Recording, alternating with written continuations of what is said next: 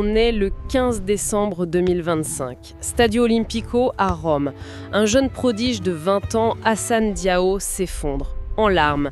Et ce ne sont pas des larmes de joie. Non, ce n'est pas seulement une blessure musculaire, c'est vraiment l'étincelle qui va déclencher une crise immense. Une guerre d'influence entre un club européen et toute une nation africaine.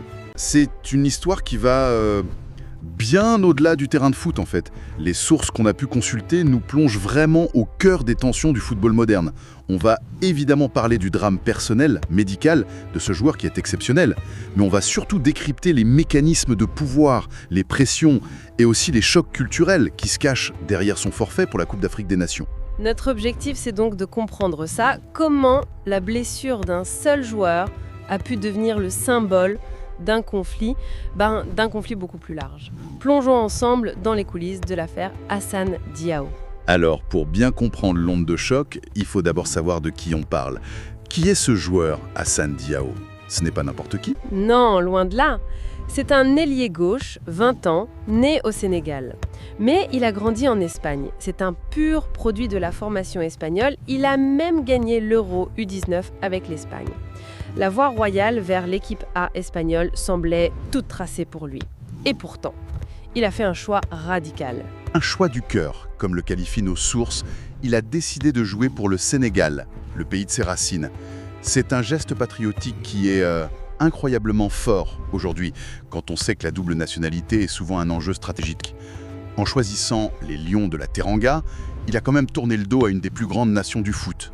Et en club, c'est pareil, sa trajectoire est fulgurante. Il a été transféré au club de Com, en Serie A, pour 12 millions d'euros. Aujourd'hui, on parle déjà d'une valeur de 30 millions. C'est un actif financier énorme pour son club, qui est coaché par Cesc Fabregas, une légende. On a donc un jeune qui est à la fois un symbole patriotique et un investissement majeur. Le conflit, il est déjà là en fait. C'est exactement ça. Et ce qui rend la situation encore plus tendue, c'est le paradoxe de sa saison. Sur le terrain, son impact est immédiat, foudroyant. Mais son corps a l'air fragile. Les chiffres parlent d'eux-mêmes. Avant cette fameuse blessure, il n'a joué que 316 minutes, réparties sur 6 matchs. Son temps de jeu est sans cesse interrompu par des pépins musculaires.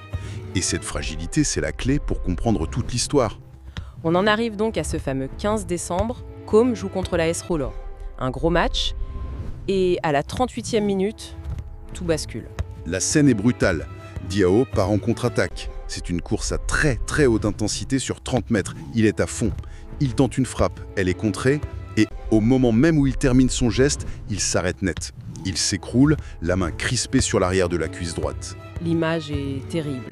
On le voit en larmes sur la pelouse. Tout le monde comprend tout de suite.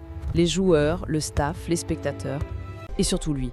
À quelques jours du rassemblement pour la CAN, c'est le pire scénario possible. Exactement. Ces larmes, ce n'est pas que la douleur. C'est la conscience aiguë que son rêve de gosse, disputer sa première CAN avec le Sénégal, ce rêve vient de s'envoler en une seconde. C'est toute la charge émotionnelle de son choix du cœur qui ressort à ce moment précis. Le joueur part donc à Dakar le 18 décembre pour que le staff médical sénégalais constate la blessure.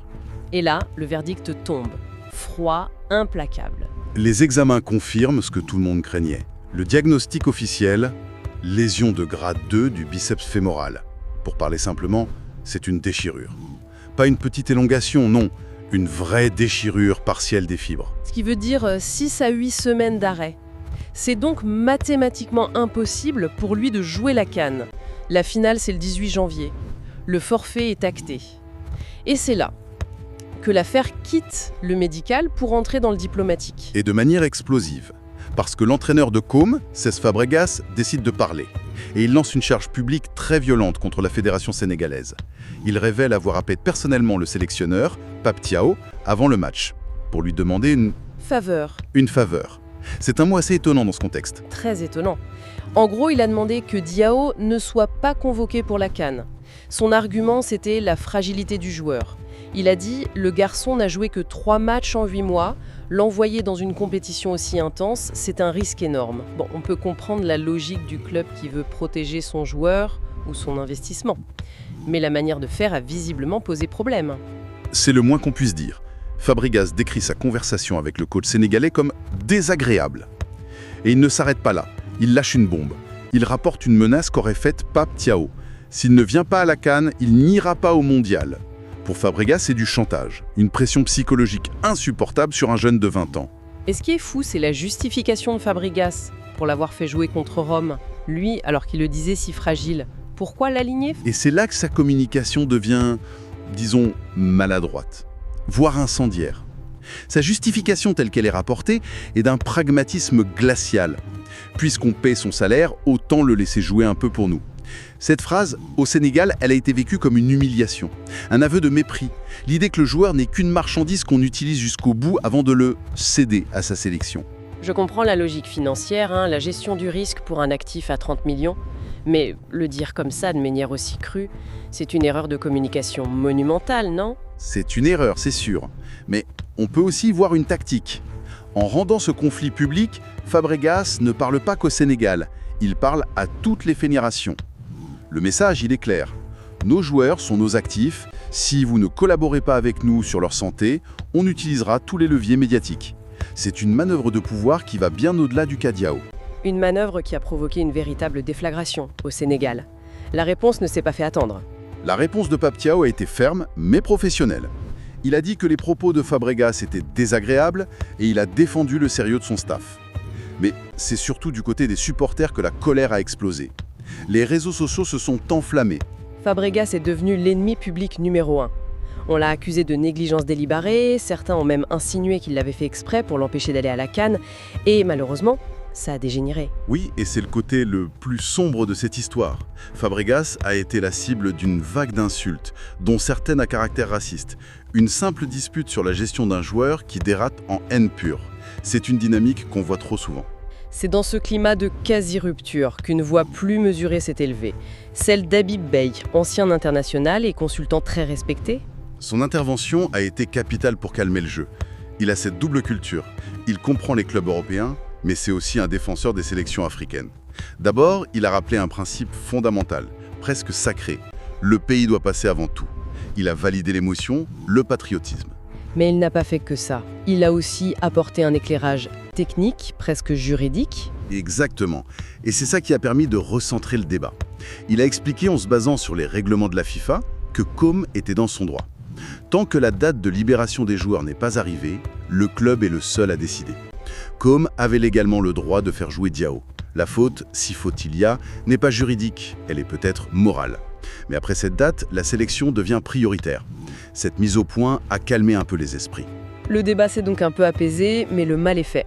Diao est forfait. Comment est-ce que le groupe sénégalais, la Tanière, a vécu ce départ?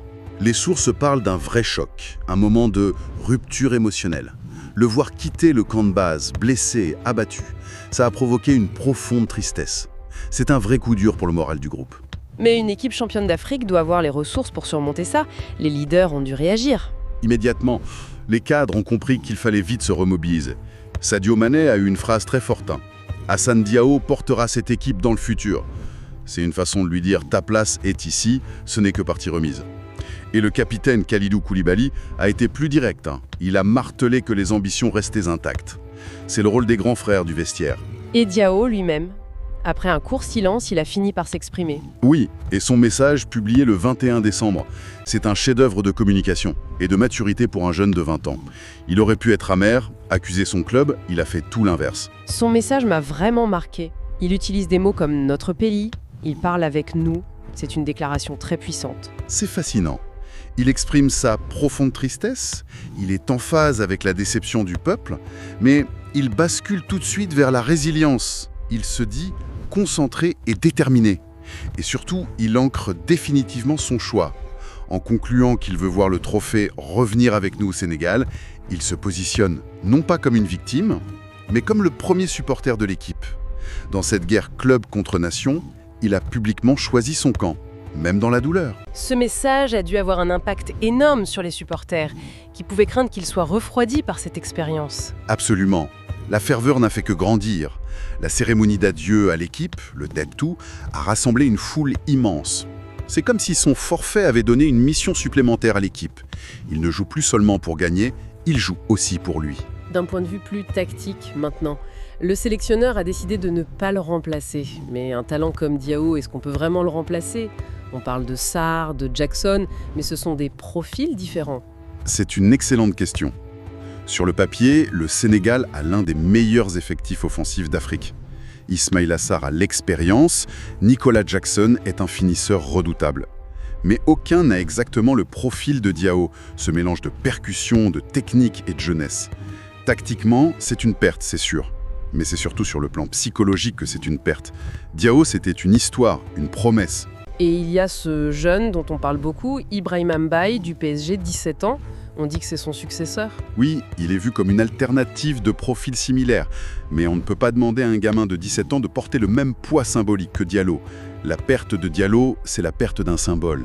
L'équipe devra trouver d'autres ressources, peut-être plus collectives, pour compenser ce vide. Bon, si on prend un peu de recul, qu'est-ce que toute cette affaire nous dit sur l'état du football aujourd'hui ? Elle nous dit que le football de sélection vit une crise existentielle. L'affaire Assane Diallo, c'est la cristallisation parfaite des tensions. D'un côté, un club qui voit son joueur comme un actif à 30 millions d'euros, un investissement à protéger. De l'autre, une nation qui revendique un droit quasi sacré de faire appel à ses meilleurs joueurs pour défendre ses couleurs. Et au milieu de ce bras de fer, un jeune homme de 20 ans, pris en étau. Exactement. Il est devenu un symbole malgré lui, l'incarnation d'un conflit qui le dépasse complètement.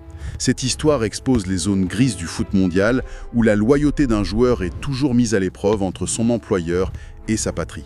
C'est un dilemme de plus en plus intenable. Ça soulève donc une question fondamentale pour l'avenir. À une époque où les joueurs sont des actifs financiers, où les clubs les voient comme des investissements, est-ce qu'un choix patriotique comme celui de Diao peut encore être vu autrement que comme un risque commercial ? Est-ce que la loyauté envers une nation est en train de devenir un luxe ? C'est sur l'histoire d'un rêve qui a été brisé en plein vol. Mais c'est une histoire qui va bien au-delà du drame d'un seul joueur. Elle expose une véritable guerre d'influence qui ronge le football international. Ce conflit permanent, ce tiraillement entre les clubs et les équipes nationales. Alors, plantons le décor. On est en Italie pour un match de Serie A à haute tension. Et c'est là, sur cette pelouse, que tout va basculer. On joue la 38e minute. Un effort surhumain, une course folle. Et puis, l'effondrement. Comme la presse l'a décrit, sa sortie en larmes a marqué absolument tout le monde. Pour cette étoile montante de 20 ans, le rêve venait de virer au cauchemar. Et ce match, ce n'était pas n'importe lequel. Non, c'était sa toute dernière étape avant ce qui devait être son grand moment, son tout premier tournoi international majeur, la Coupe d'Afrique des Nations, la fameuse CAN. La question, c'est comment a-t-on pu en arriver là ? Eh bien, la réponse nous plonge au cœur d'une bataille acharnée, une bataille qui se joue tout le temps, où les intérêts d'un club puissant se heurtent de plein fouet aux ambitions de toute une nation. Pour bien comprendre, il faut qu'on rembobine un peu, parce que bien avant cette blessure fatidique, la tension entre le club de Diao et sa sélection était déjà plus que palpable. Au cœur de ce conflit, on a deux hommes, deux entraîneurs avec des visions totalement opposées. D'un côté, il y a Cesc Fabregas, lui, son job, c'est de protéger son investissement. Et de l'autre, Pape Thiaw, qui lui ne pense qu'à une chose, rassembler la meilleure équipe possible pour son pays. Et Fabregas, il n'a vraiment pas mâché ses mots. Quelques jours seulement avant la blessure, il a publiquement démonté la sélection de Diao, la jugeant bien trop prématurée. La discussion avec le sélectionneur, pas très agréable, pour le dire poliment. Il faut dire que son inquiétude n'était pas complètement infondée. Diao sortait à peine d'une blessure musculaire et il avait très peu joué. Le club, logiquement, voulait le gérer doucement, pas le jeter dans la fosse aux lions d'un tournoi international. Et c'est ce contexte hyper tendu qui va tout faire exploser. Ce qui nous amène donc au jour de la blessure, le jour où ce conflit qui couvait a finalement éclaté au grand jour. Regardez un peu cette chronologie, c'est fou comme tout s'est joué en quelques jours. 8 novembre, première blessure. 13 décembre, il est sélectionné pour la CAN, à la grande surprise de son club. Et puis, arrive la date fatidique du 15 décembre. C'était le dernier jour pour rejoindre sa sélection, mais ce soir-là, son coach le titularise. La suite, on la connaît, la blessure, le forfait et le rêve qui s'envole. Pour les supporters sénégalais, cette décision, c'était une pure provocation. Le faire jouer le jour même où il devait être libéré pour son pays. C'était tout simplement incompréhensible, inacceptable. Et évidemment, après la blessure, la situation a complètement dégénéré. Le grand jeu des accusations pouvait commencer. Fabregas a tout de suite contre-attaqué. Il a balancé le contenu d'une conversation visiblement très holeuse. Il affirme que le sélectionneur sénégalais l'aurait menacé. En gros, si Diao ne vient pas à la CAN, il peut faire une croix sur la Coupe du Monde. Une pression qu'il a jugée, et je cite, regrettable. Mais c'est son autre argument qui a vraiment mis le feu aux poudres. Un argument purement économique. Sa logique, c'était « puisqu'on paye son salaire, autant le faire jouer pour nous avant qu'il parte ». Une petite phrase qui, pour les supporters sénégalais, a sonné comme un terrible manque de respect. Du côté du Sénégal, le constat était simple et amer. Le club avait joué avec un trésor national et il avait perdu. Il venait de priver l'équipe d'un de ses plus grands espoirs pour la compétition la plus importante du continent. Et c'est là que l'histoire prend un virage beaucoup plus sombre. La frustration et la colère des supporters ont complètement débordé en ligne pour se transformer en une vague de haine pure et simple. Les insultes racistes ont plu, franchissant une ligne qui n'aurait jamais dû l'être. Mais au milieu de cette tempête d'accusations et de haine, on a presque fini par oublier l'essentiel, la personne qui a payé le plus lourd tribut dans toute cette affaire. Un jeune de 20 ans, pris en étau, complètement tiraillé entre les intérêts financiers de son club et l'appel de son pays. Son cas illustre à la perfection le coût humain de ces guerres de pouvoir dans le foot. Finalement, ce sont ses propres mots qui sont les plus poignants. On y lit toute la tristesse et la déception d'un rêve qui lui a été arraché, celui de porter le maillot de son pays. Au final, cette histoire, elle va bien plus loin qu'une simple blessure. Elle pose une question absolument fondamentale sur le football d'aujourd'hui.